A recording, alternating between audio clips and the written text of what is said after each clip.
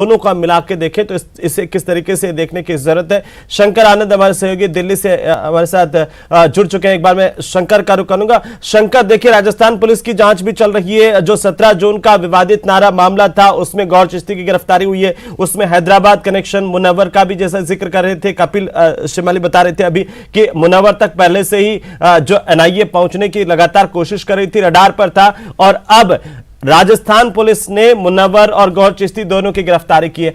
कहां तक ये तार कनेक्शंस जाते हुए नजर आ रहे हैं इस वक्त? आपके पास क्या जानकारी है शंकर?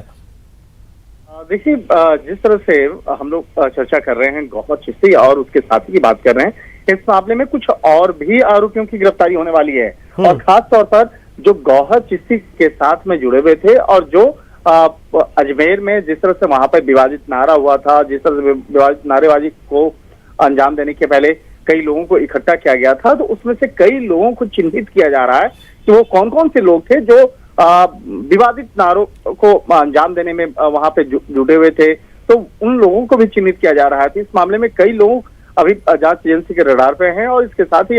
जो स्थानीय पुलिस की टीम है वो भी उन आरोपियों को तलाश रही है। और इसके साथ ही जिस तरह से 17 जून की बात करें, उस वक्त में भी वहां पे नारेबाजी हुआ। उसके पहले भी अभी अब देखिए जांच एजेंसी के रडार पर आया है कि 17 जून से पहले भी एक तकरीबन 10 तारीख को भी वहां पर इस तरह के मामले वहां पे अंजाम दिए गए थे। तो उस वक्त में भी कौन कौन से लोग थे और जिस तरह से उस वक्त में पीएफआई से संबंधित मसले पर वहां पर एक कार्यक्रम भी था और उससे जुड़े हुए लोग भी वहां पर उस नारेबाजी के कार्यक्रम में थे। तो अब यहाँ पर भी वो पीएफआई का भी जो एक जो संस्था है उसका भी नाम सामने आ रहा है और उससे जुड़े हुए कई लोग जो हैं वो भी अब जांच एजेंसी के रडार पर हैं। तो एक तरह से कह सकते हैं कि अब जांच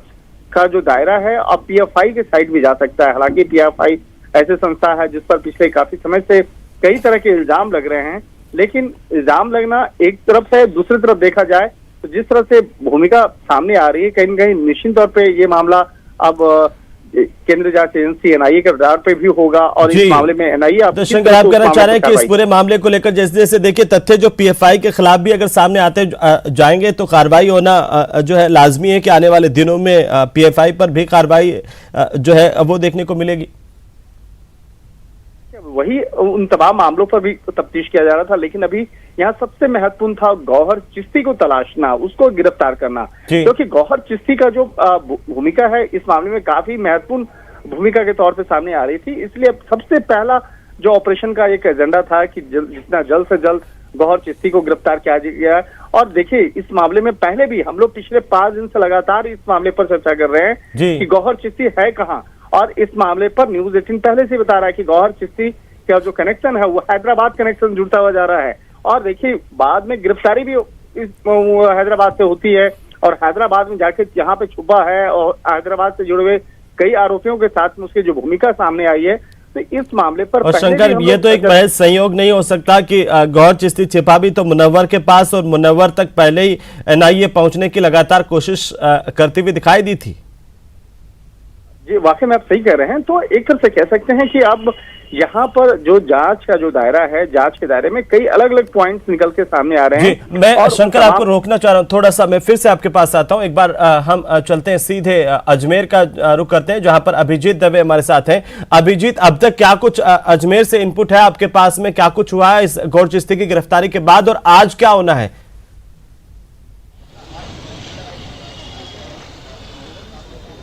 देखिए गौहर चिश्ती को रात को 2 बजे कड़े सुरक्षा घेरे में क्रिश्चियनगंज थाने लाया जा चुका था। उसके बाद उससे कुछ देर के लिए पूछताछ भी हुई है। साथ ही साथ जो उसका साथी मुनव्वर जिसको पकड़ के लाए उससे भी पूछताछ हुई है। और जो प्राइमरी तौर पर पुलिस की इन्वेस्टिगेशन की एजेंडा है वो ये है कि गौहर चिश्ती की फरारी में किन लोग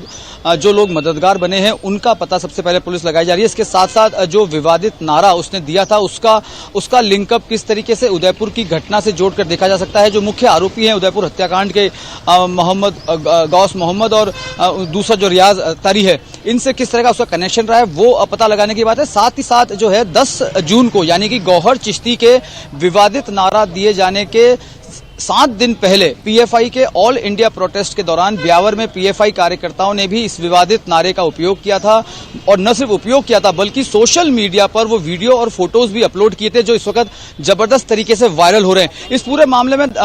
पुलिस के संज्ञान में ये मामला बिल्कुल नहीं आया था। न्यूज 18 जो है उसके सबसे पहले ये वीडियो और फोटो उसके पास लगे हैं, और अब उसमें किस तरह का कनेक्शन निकल के आता है कि 10 जून को पीएफआई जो है इस विवादित नारा देती है, 17 जून को गौहर चिश्ती ये नारा देता है, और उसके बाद सिलसिलेवार तरीके से जो है उदयपुर का घटनाक्रम घटित होता है। तो पुलिस की जांच का केंद्र जो है, चूंकि ब्यावर अजमेर जिले का हिस्सा है, ब्यावर और सरवाड़ में पीएफआई का नेटवर्क काम कर रहा है। इसके अलावा पिछले दिनों दरगाह इलाके से एक शॉपकीपर को डिटेन किया गया था, अनवर नाम के शॉपकीपर को, जिसपे इस तरह के बातें निकल के आ रही थी कि वो दावत इस्लाम की धार्मिक किताबें जो हैं वो बेचता है। तो उन तमाम पहलुओं का लिंक अप किस तरीके से गौहर से किया होता है, क्या उसका कनेक्शन है, किन लोगों ने उसको फरारी कराने में मदद की है, अजमेर से भगाने में उसकी सहायता की, उन तमाम पहलुओं को खंगालने के लिए जो अजमेर पुलिस है वो दोपहर बाद गौहर चिश्ती को कोर्ट में पेश करेगी और उसका पुलिस रिमांड लेगी। अब से कुछ देर बाद मेरे पीछे आप देख सकते हैं एसपी ऑफिस में अजमेर एसपी चुनाराम जाट जो है वो इस पूरे मामले की ब्रीफिंग करेंगे, घटनाक्रम के बाद से लेकर उसकी गिरफ्तारी और गिरफ्तारी के जो इनिशियल इंट्रोगेशन रहा है उसमें क्या क्या फैक्ट्स निकलकर सामने आए हैं, और जांच की दिशा जो है अब किस और आगे बढ़ रही है। क्योंकि 10 जून का जो मैं आपको जिक्र कर रहा हूं हेमंत, कि 10 जून को अजमेर जिले के ब्यावर में पीएफआई ने नुपुर शर्मा के बयान के विरोध में जो प्रोटेस्ट किया था उसमें यह विवादित नारा दिया था। यानी कि सबसे पहले अजमेर जिले में 10 जून को यह विवादित नारा ब्यावर से निकल के सामने आया था, और ब्यावर के बाद ये फिर आगे होता हुआ कई जहां जहां पर भी मौन जुलूस निकला वहां पर तमाम जगह पर यह नारा सामने आया, और इसी को लेकर के जो अजमेर पुलिस है वो अब जांच में आगे बढ़ती हुई अभिजीत नजर आ रही है। थोड़ा सा मैं चाहता हूं कि अगर आप तस्वीरें दिखा पाए हमारे दर्शकों को एसपी दफ्तर के बाहर के किस तरह की हलचल है, और आज जो अभी जो आप जिक्र कर रहे हैं कि एसपी यहां पर प्रेस कॉन्फ्रेंस करेंगे, किन मुद्दों को, किन तथ्यों को भी रख सकते हैं सामने?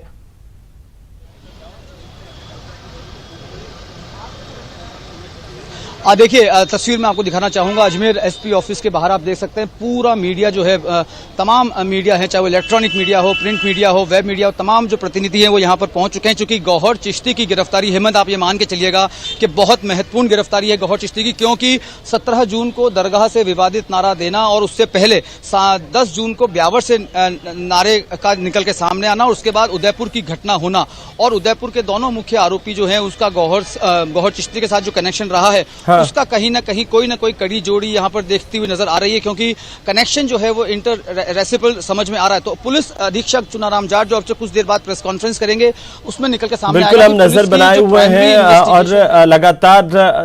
जानकारी आपसे लेते रहेंगे। बहरहाल बहुत शुक्रिया हमारे साथ जुड़ने के लिए अभिजीत, और इस बड़ी खबर पर हम बने हुए हैं। आपको लिए चलते हैं उदयपुर, जहां पर सहयोगी कपिल हमारे साथ लगातार बने हुए हैं। कपिल, जैसे कि शंकर जिक्र कर रहे थे कि यह बहुत महत्वपूर्ण कड़ी है गौहर चिश्ती जिसकी गिरफ्तारी हुई है, और 20 दिनों की फरारी के बाद आखिरकार इसको गिरफ्तार किया गया है। आपको क्या लगता है कि इसके तार और भी कहीं लगातार जो जुड़े हुए हैं, ये उदयपुर हत्याकांड की जो कड़ी है वो इससे जुड़ी हुई है, खुल सकती है, कई और महत्वपूर्ण तथ्य सामने आ सकते हैं इसकी गिरफ्तारी के बाद पूछताछ में?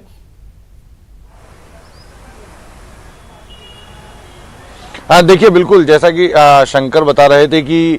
कई और गिरफ्तारियां होनी बाकी है, क्योंकि अभी गौहर चिश्ती और उसका सहयोग देने में मुनव्वर अशरफी की गिरफ्तारी हुई है, लेकिन अजमेर से फरार होने के बाद में हैदराबाद तक पहुंचने के बीच में गौहर चिश्ती का किस किस ने सहयोग किया है उन सब तक भी एनआईए के हाथ पहुंच सकते हैं। इसके अलावा आप देखिए कि स्थानीय पुलिस अभी जांच कर रही है, लेकिन एनआईए इसको इंट्रोगेट कर सकती है। और इसके अलावा आप देखिए कि उदयपुर के जो मुख्य आरोपी रहे हैं उनसे गौहर चिश्ती का संबंध निकालने की कोशिश की जाएगी, क्योंकि ये बताया जा रहा है कि 17 जून को जो अजमेर में जुलूस निकाला गया उसमें जो विवादित नारे लगाए गए वो गौहर चिश्ती ने लगाए थे, और उसके बाद गौहर चिश्ती ने एक बार उदयपुर का दौरा भी किया था, वो उदयपुर भी आकर गया था। तो यहां आकर उसने किस किस से मुलाकात की थी ये पता लगाने की कोशिश की जाएगी, क्योंकि 17 जून के बाद 20 जून को उदयपुर में मौन जुलूस निकाला गया, लेकिन मौन जुलूस के नाम पर यहां पर भी जो है वो नारेबाजी की गई, विवादित नारे लगाए गए। तो इस बीच में गौहर चिश्ती का किस किस से संबंध रहा है